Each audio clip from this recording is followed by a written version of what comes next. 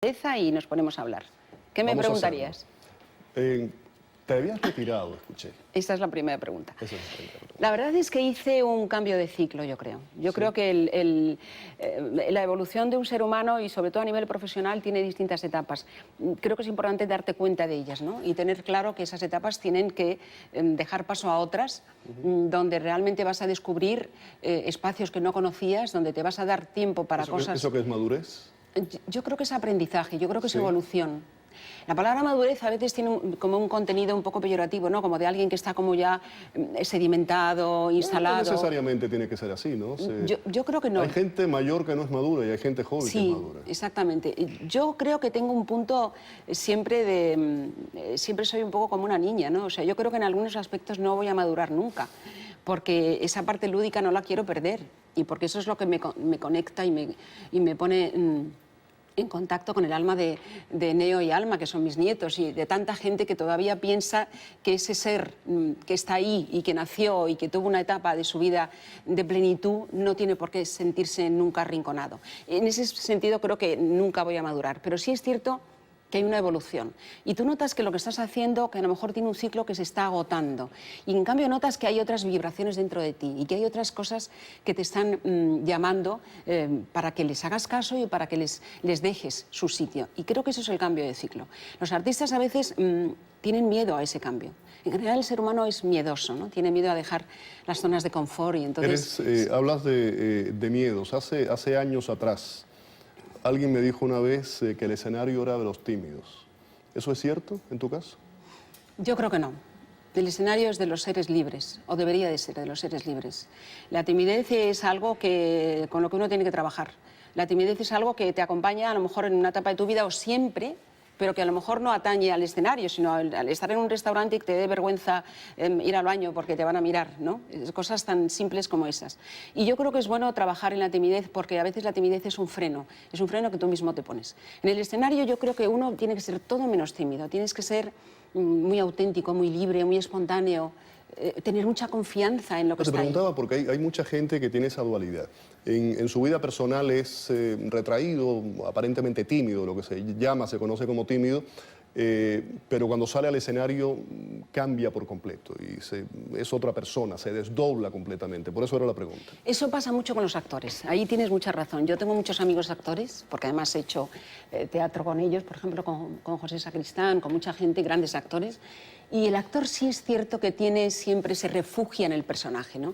A veces sale del personaje y a lo mejor un cómico que tú has visto y te has muerto de la risa con él, sale del escenario y es un tipo súper serio y sosísimo y aburridísimo. ¿Por qué? Porque realmente esa personalidad que él tiene y que no deja que salga en la calle, consigue canalizarla a través del personaje. Con los actores sí pasa mucho eso. Y lo he conocido también a través de comediantes. Sí, gente que vive de hacer reír y en su vida son muy serios. Aburridísimos. Extremadamente serios. Hablabas de actores. En el caso tuyo, eres una gran cantante con una gran voz, con unos registros increíbles, pero te gusta mucho la actuación. Sí, me gusta mucho. Siempre te ha gustado la comedia musical, no solamente cantar, sino actuar, ponerlo todo junto. ¿El sueño hubiera sido a lo mejor haber estado en Broadway durante mucho tiempo? No, la verdad es que no. De hecho, me lo ofrecieron y lo rechacé. Sí. Yo creo que yo he vivido un poco por instinto. A veces posiblemente he tomado decisiones erróneas y he dejado cosas que merecían la pena por otras. Una decisión errónea, ¿cuál sería? Pues una decisión errónea, por ejemplo, fue hacer, no hace mucho, Víctor Victoria, que es un musical que en el fondo no me gustaba mucho. Julie Andrews lo hizo en inglés. Lo hizo Julie Andrews. Y que me convencieron para que hiciera y que nunca me acabé de sentir cómoda haciéndolo y que incluso me hizo bastante daño en la voz. Cuando terminé con el play estuve unos meses para reeducar la voz porque es una partitura, de hecho ella tuvo problemas porque es una partitura tremendamente difícil y sobre todo hay un momento donde ella tiene que estar haciendo un agudo cada 2 por 3 para demostrar que es un hombre que canta como una soprano y eso te hace muchísimo daño. Pero decisiones erróneas yo creo que uno toma en la vida tantas veces que yo creo que es mejor ni siquiera acordarte de ellas. Yo creo que lo importante es saber que a lo mejor esa decisión errónea te llevó a un sitio que no era tan erróneo, ¿no? O que seguramente en ese momento no era capaz el problema no es el error, sino no aprender del error. Exactamente, y no reconocerlo. No reconocerlo. Porque ¿por qué no? Pues me equivoqué, pues ¿qué le voy a hacer? También hay una cosa clara, tampoco sé lo que habría pasado si no hubiera hecho esa elección.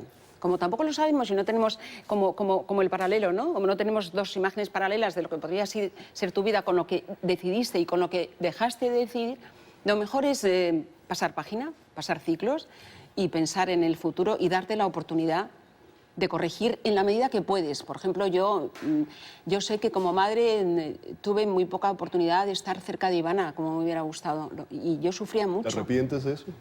Sí, me arrepiento, fíjate. Me arrepiento porque creo que no hay nada, sinceramente no hay nada, ni una carrera, ni el éxito, ni nada, que sea más importante que tener un hijo. Entonces, cuando notas que eso no estuvo en la dimensión que tú valoras que tendría que haber estado, siempre hay un punto de arrepentimiento. Pero no pasa nada, porque luego siempre te das oportunidad de retomar otra vez una historia. En este caso, pues es con los nietos, o es con ella. Ahora estoy, por ejemplo, mucho más tiempo en Los Ángeles. Cuando puedo me escapo a Los Ángeles y estoy haciendo lo que no hice en ese momento, ¿no? ¿Tu hija qué hace?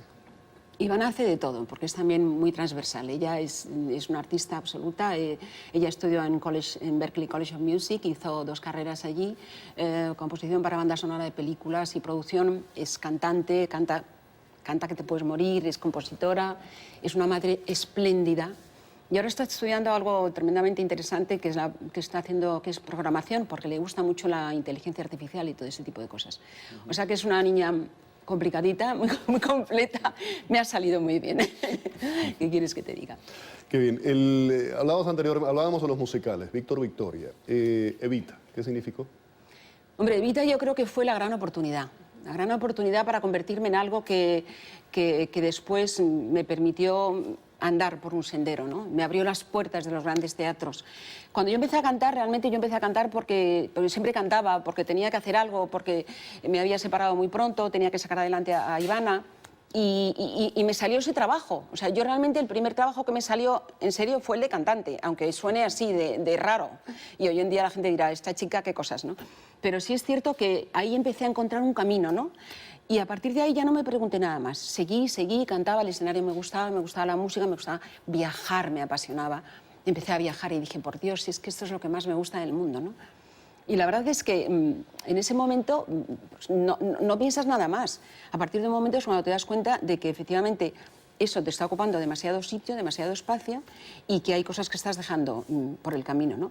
Y eso solamente cuando haces una especie de vista hacia atrás, como cuando el año pasado escribí La niña que bailaba bajo la lluvia, esa autobiografía que escribí. ¿Una autobiografía? Sí, es una autobiografía, pero es más una narración vital, yo diría, ¿no? Es un sitio en el que yo, diríamos, vomité muchas cosas que tenía allí.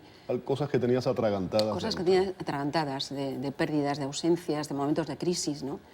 Son tremendamente enriquecedores esos momentos de crisis. Y te ayuda a entenderte mejor. Muchas veces uno tiene problemas y hasta que no lo explicas en una universidad, si eres profesor, no lo escribes, no lo racionalizas y no lo entiendes bien. Y una vez que lo haces, te entiendes mejor, ¿no? Yo creo que es el diálogo interior, ¿no? Yo creo que es el diálogo interior que es tan importante. Y mirarte al espejo, pero mirarte al espejo de verdad. O sea, atravesar el espejo con tu mirada. ¿Qué ves en el espejo cuando te miras? Pues ahora me gusta lo que veo. Sí. Me gusta. En algún momento no, dices ahora. En algunos momentos no sabía quién era. En algunos momentos lo que veía era el reflejo de alguien inseguro, que quería ser de otra manera, que quería todavía ser mejor, que tenía miedo muchas veces. Y la verdad es que a veces es como si fuésemos 2 personas, una la que vive y otra la que se deja vivir, y esas 2 personas a veces están diríamos, en contraposición, ¿no? Y lo importante yo creo que es que con los años esas 2 personas se junten, ¿no? Y es un poco el yin y el yang, es un poco la famosa media naranja platoniana, o sea, hay muchísimas... Ahí volvemos a la pregunta que te hacía originalmente sobre la madurez. Tal vez la madurez sea ese punto de poder mirarte en el espejo y gustarte. Exactamente, y reconocerte, y decir, pero si soy yo. E incluso reírte de cosas, incluso reírte de ti misma cuando a veces... Eso es fundamental, ¿eh? Eso es fundamental. Es maravilloso. Yo una cosa que hago mucho cuando estoy en mi casa en la playa, me paseo por la arena, me encanta pasearme por la arena con mis perras, y entonces hablo en alto. Y hay veces que cuando me paso 3 pueblos porque hay algo que he hecho que no me gusta mucho, me doy unas broncas tremendas. Y digo, pero vamos a ver, Paloma, ¿pero en qué estás pensando? Y otras veces digo, es que eres de traca, ¿pero cómo se te ocurre hacer esto? Creo que es bueno ese diálogo interior para, bueno, pues para llevarte mejor, para ser un poco más tolerante contigo misma también y para reconocer cosas que a veces pues, te niegas a reconocer. La gente tiene muy poca tendencia a reconocerse. No le gusta mirar para adentro, se distrae con el ruido del entorno y creo que por eso es bueno a veces el silencio, un paseo por la playa, un amigo, una persona con la que puedas hablar a calzón quitado, como decimos ahí, ¿no? Es muy sano. Interesante. A mí bueno, mi trabajo es el periodismo, me apasiona el periodismo. Y hay algo, una norma que yo siempre sigo y es la siguiente. Hay una noticia, y eso tiene que ver con lo que me estabas diciendo, y hay 10 periodistas que van a reportar, a cubrir, a informar sobre esa noticia. Y 8 se dirigen en una dirección, que es la dirección donde presuntamente se deben dirigir. Hay 2 que van hacia otra parte. Normalmente estos 2 van a encontrar lo que esos 8, porque van contra la corriente. Y es un poco lo que me estabas diciendo, ¿no? Sí, es un poco buscar la foto en el ángulo que normalmente no se busca. Y no hacer lo que todo el mundo hace, no hacer lo que se espera que debes hacer. Diríamos un poco romper la ortodoxia. Yo creo que la ortodoxia generalmente es una normativa impuesta desde el entorno, desde el exterior, desde una sociedad que necesita tener controlado a todo el mundo. Y a veces tú, sin darte cuenta, caes en la trampa de la ortodoxia. Y yo creo que hay que ser ortodoxo, pero con uno mismo, no con relación a lo que los demás deciden que sea tu ortodoxia. Y me parece estupendo de vez en cuando saltarte las normas, como digo yo en Juntos, pues saltarte los semáforos, tomarte un bocadillo a medias. Es que la vida no es lo que alguien decide que sea, la vida está constantemente demostrándonos que cambia. Hoy he leído un artículo apasionante que habla de que en 20 años no nos vamos a morir. Y esto que digo, sí, es un científico que habla de que efectivamente es tan exponencial el crecimiento de información sobre todo el genoma humano, etcétera, etcétera, que en 20 años seguramente habremos evolucionado hasta un punto de que realmente la muerte no sea necesaria. Y ahí entra en conflicto pues, la religión, todo, absolutamente todo. Pero también es cierto que es un mundo nuevo con una forma distinta de distribución, de riqueza, de ciencia y, ¿por qué no?, también de pensamiento. Entonces, yo creo que uno no puede quedarse parado en casi nada porque lo que ayer valía mucho y no vale nada, lo que antes era muy tecnológica, delito. ¿Eres de Facebook, Twitter y todo este tipo de cosas o no? Yo no me agarro a casi nada, o sea, a mí lo de estar todo el día en las redes, o sea, yo soy de las que nunca me hago una fotografía en un paisaje, yo soy de las que cuando voy por viaje que me apasiona no llevo la máquina, o la cámara, ya digo la máquina, para que veáis, digo la máquina de fotos. La gente deja de mirar el paisaje por hacerse fotos en el paisaje. Foto. Pero yo me acuerdo de estar en Egipto y de ver que un tipo, además en español, había puesto en un monumento maravilloso, aquí estuvo Pepito Pérez en el año no sé qué. Digo, pero ¿cómo se puede ser tan cretino de pensar que al universo le interesa que tú estés ahí? O sea, esa especie de narcisismo chato en el que estamos entrando, de todo el día hacerse el selfie uno con... Yo veo a veces chicas en la playa que están todo el tiempo haciéndose fotos. Ahora sí, ahora con el pelo así, ahora estoy así. Digo, pero bueno... ¿qué pasa? El entorno no tiene ningún interés, es mucho más interesante. ¿Ves? Ese espejo es un espejo en el que no te estás mirando, en el que realmente estás buscando la forma de impactar a los demás más. Hablando de espejo, cuando te escuchas y escuchas grabaciones de hace años atrás, ¿qué es lo que oyes? ¿Te gustas? Unas veces sí y otras veces no, como siempre. La verdad es que hay veces que digo, madre mía, qué voz, ¿no? Hay veces que me gustan sobre todo... Te voy a hacer la pregunta de otra forma. Los directos me gustan. Más directa, hablando de directos. Hablando de directo, ¿qué? Mucha gente ha elogiado, lo sabes, los registros, la voz que tienes. Y he escuchado, por ejemplo, esto, no sé si es crítica, ¿qué paloma te gusta más? La que cantó, por ejemplo, en un momento determinado Stormy Weather, que mostraba lo que podía hacer con su voz, o la otra que cantaba canciones más comerciales, que a lo mejor te reconocen más por ellas, como el ¿Por qué me abandonaste?, Cariño mío, otras que son mucho más comerciales, pero que no tienen ni necesitan de una cantante con tu capacidad. Yo creo que he dejado de valorar tanto las cualidades, los tonos, el brillo. Incluso ahora cuando oigo cantantes espléndidas que hay, jóvenes, me parece que abusan del exhibicionismo vocal, ¿no? Yo también he hecho eso muchas veces. Había veces que yo creo que sentía que era como si estuviese en un circo, a ver cómo consigo la nota más alta y durante más tiempo, ¿no? Y todo eso ha pasado. O sea, yo ahora mismo disfruto mucho de un directo. Creo que la paloma que más me gusta ahora es la que es capaz de cantar en unos tonos más, bueno, como más dulces, unos tonos más emocionales, en unos tonos más sinceros, donde incluso la imperfección está ahí y me parece que es estupenda que esté.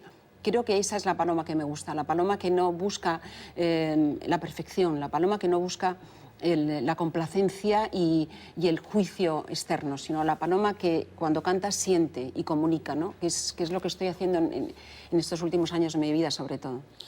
Comunicar, la música, por supuesto, como cantante, el libro, y sé que pintas también. Sí, sí, también pinto. Hay una necesidad de transmitir, de comunicar, ya sea a través de lo visual con la pintura, de la escritura. Yo creo que hay una necesidad de búsqueda, más que otra. Primero yo tengo que dejar claro que cuando yo digo que pinto y que escribo y todo eso, lo hago desde la más absoluta humildad. O sea, es una forma mía posiblemente es de búsqueda, es algo también lúdico, es algo que me gusta hacer, lo hago por placer, sobre todo, ¿no? Y no tengo ninguna aspiración de que alguien decida que eso es maravilloso.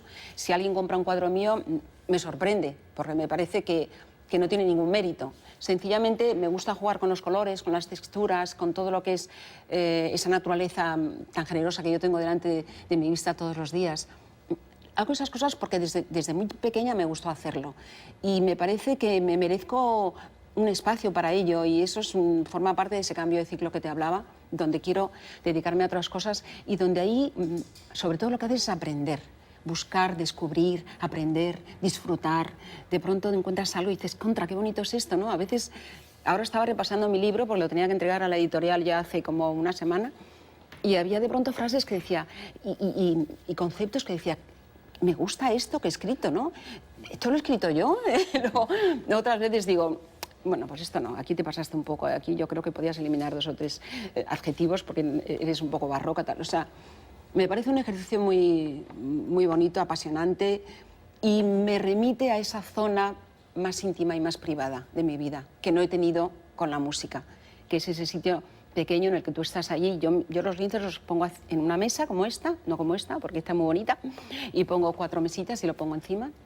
De ahí echo los colores y el agua y juego y lo muevo y meto texturas y meto por ejemplo, cojo arena de la playa y la mezclo con la pintura y con goma. Y entonces es un mundo tan mío y en el que no necesito casi nada, en el que me ensimismo y que puedo estar con un traje así o puedo estar con un pareo o puedo estar... Y eso es como recuperar una parte de mí que con mi profesión ha sido muy difícil de poder disfrutar, ¿no?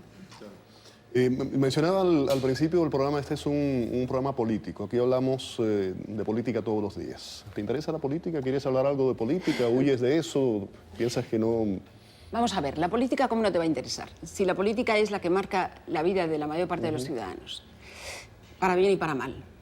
La política es tremendamente interesante. Es interesante, sobre todo en el concepto Los políticos original. no tanto, pero la política sí. Exactamente. La política sí, porque es la forma de organizar una sociedad, de distribuir, de canalizarla, de mejorarla, de potenciarla, de crear convivencias, etcétera, ¿no? Lamentablemente la política muchas veces se convierte en una lucha por la supervivencia de un partido o de un político determinado o una lucha de poderes, fundamentalmente económicos, y entonces ya empieza a perder, diríamos, ese virtuosismo, ese contenido maravilloso que tenía el concepto griego, ¿no?, de polis. Nosotros estamos viviendo una época tremendamente compleja, y tú lo sabes ahora mismo con nuestras elecciones y con todos los grupos emergentes, etcétera, etcétera, ¿no? Y yo creo que Eso es mundial, ¿eh? Eso está ocurriendo en España, en Francia, en Grecia, en América Latina, hasta en Estados Unidos en cierta forma. Yo creo que es una crisis del sistema. Yo creo que hay un sistema que está en crisis, evidentemente. Hay un sistema, diríamos, sociopolítico, económico, que está en crisis. Y está todo uno dando palos de ciego, es un poco sálvese quien pueda, porque nadie encuentra la manera de salir de ese ciclo, volviéndonos a los ciclos, y empezar otro, más generoso, más humano, con más equitativo, donde la gente mire más allá del bolsillo y del ombligo y contemple qué está pasando. No podemos estar felices con nuestros políticos cuando vemos cómo el Mediterráneo se llena de gente que intenta huir y que pierde la vida ahí, en ese mar que ha sido un mar de cultura, de vida, de arte, de talento, ¿no? Cómo países evolucionados en Europa cierran las fronteras porque no quieren que llegue la inmigración, porque tienen miedo. O sea, estamos creando un mundo lleno de miedo y lleno de xenofobia, lleno de muchas cosas, porque también hay razones a veces para estar así, pero no es bueno que estemos ahí. Entonces, creo que como seres políticos, que todos en el fondo somos, deberíamos ser más exigentes con nuestros gobernantes y intentar tener a alguien que tenga el perfil más alto. Creo que el perfil está siendo cada vez más bajo, por lo menos en mi país, de los dirigentes, de los líderes. La palabra lead, o sea, realmente el problema es que no hay líderes. Ese es el gran problema. Estamos viviendo un mundo light, y es un mundo light en todo. Ocurre en el periodismo, en la política, en la sociedad. Es una sociedad light, los principios, todo ha cambiado, pero eso es lo que hay. Ya, eso es lo que hay. Pero no hay que ser pesimista, ¿eh? No, claro. Feliz, yo creo que cualquier cambio implica un poco tocar fondo y pensar que a partir de ahí hay que crear algo nuevo y algo mejor. Y a lo mejor es una oportunidad que se da a la humanidad para mejorar en muchos aspectos, con sistemas que parecía que funcionaban y que eran perfectos y maravillosos y en los que muchas veces se miraban otros países de otro entorno más empobrecido y que se den cuenta de que no, de que nadie tiene la varita mágica de momento y los de la varita mágica la tienen guardada en el banco. Así es. Paloma Cecilia, ¿no? Sí. ¿Quién te llama Cecilia? Pues yo creo que no me llama nadie. Nadie te llama Cecilia. No. ¿Tú naciste en Madrid? En Madrid, el 22 de noviembre. Y esa pasión que tienes por el mar, una persona que nació en Madrid, un lugar sin mar. Sin mar, ¿qué es el mar para ti? El mar para mí es vida, es movimiento, es color, es fluido. El mar, cuando yo me baño, noto que me abraza, me siento muy abrazada. Posiblemente es un poco la recuperación de cómo estabas cuando estabas en el útero materno. Yo creo que el mar es el útero materno, el gran útero materno en el que todos nos hemos sentido a gusto alguna vez durante los primeros meses de vida, ¿no? Yo creo que a lo mejor tiene que ver con eso, pero también es porque se mueve. Me gusta el movimiento, me gusta que nunca es igual, me gustan las mareas, me gusta esa relación que hay telúrica entre el agua, la luna, la tierra, la vida en el agua, los peces. El origen de la vida es el agua. Ahora están diciendo que en Europa, la luna de Júpiter, que creen que hay vida porque hay 10 kilómetros de profundidad de hielo y luego 100 kilómetros de un océano. Y saben que cuando hay agua hay vida. Entonces, si tú eres 75% de agua, ¿cómo no me va a gustar a mí el agua? ¿Cuándo conociste el mar? ¿Lo recuerdas? ¿Cuándo conocí el mar? Desde muy pequeña. Porque yo, cuando era pequeña, vivía en Sevilla y mis padres veraneaban en Cádiz, que es justo donde yo estoy viviendo ahora. Frente al agua. Frente al agua. Me encanta que hayas estado aquí, que haber conversado en la noche de hoy, y además me gusta mucho que los televidentes hayan tenido la ocasión, te escuchan cantar hoy en tus canciones, de ver lo que hay un poco detrás del ser humano y haberte escuchado.